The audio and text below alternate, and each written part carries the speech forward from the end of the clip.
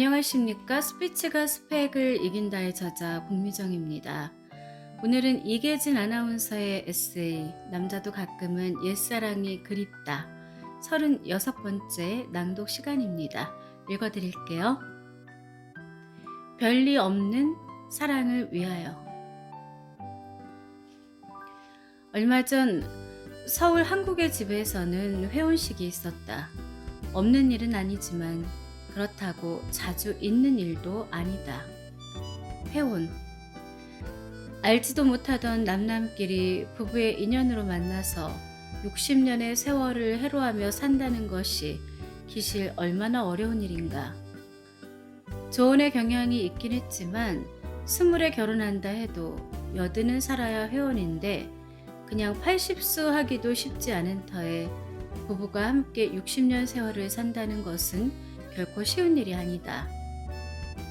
회원례를 구경하는 모든 사람들이 참으로 신기해했고 마음속으로 박수로 뜨겁게 축복했다.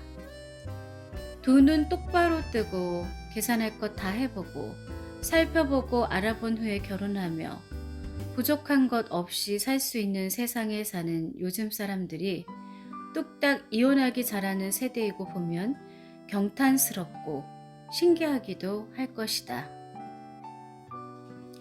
최근의 통계에 의하면 전국에서 하루에 약 1,100여 쌍이 결혼하고 그 중에 130여 쌍이 이런저런 이유로 헤어진다고 한다. 사랑이 뭐길래 만나고 결혼이 뭔데 쉽게 합치며 이별이 뭔 줄 알고 그리 쉽게 부부의 정을 단칼로 벨 수 있단 말인가. 물론 부부가 함께 살다가 헤어져야 하는 쓰라린 고통의 때가 옛날이라고 없었던 것은 아니지만 너무나 달라진 세상에 어리둥절하다는 것이다. 별리의 이유는 사소한 데서도 출발하고 기가 막힌 일에서도 비롯될 것이다. 그러나 옛날이라고 왜 그런 일이 없었을 것인가 말이다.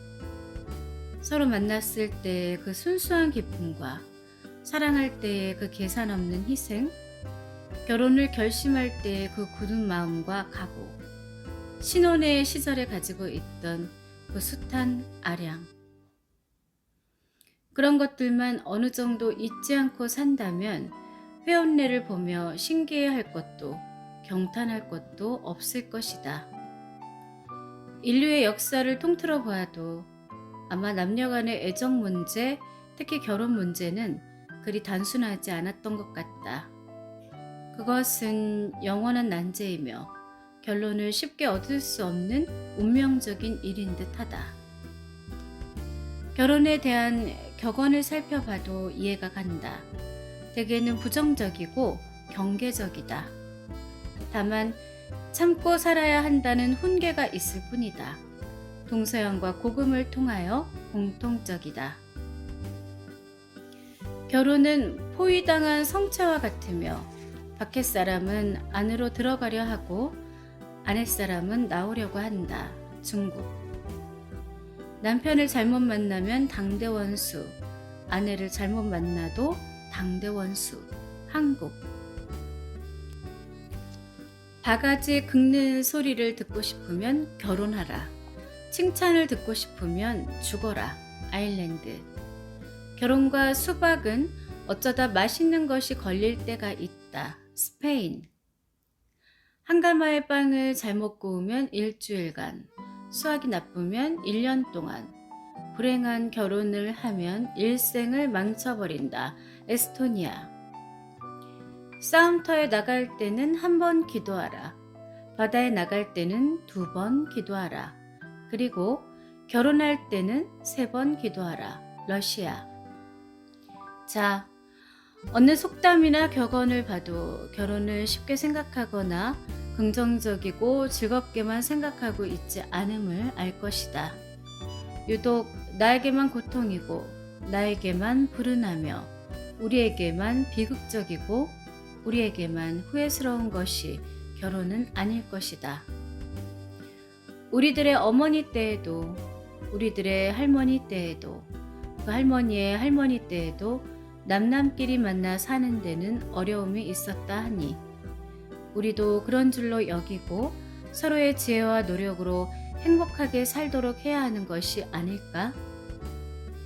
해로하여 회혼례는 어렵더라도 생명이 다하는 날까지 서로 믿고 의지하며 살다가 혹 저 세상에서 생전의 그리움으로 다시 만날 수 있기를 소망하며 산다는 것은 아름다운 것이다.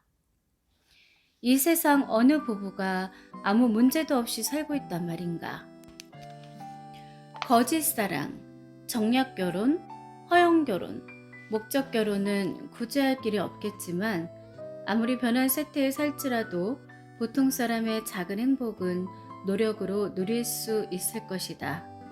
사랑은 오래 참고 사랑은 온유하며와 벙어리 3년, 귀먹어 3년, 눈멀어 3년의 지혜가 함께 한다면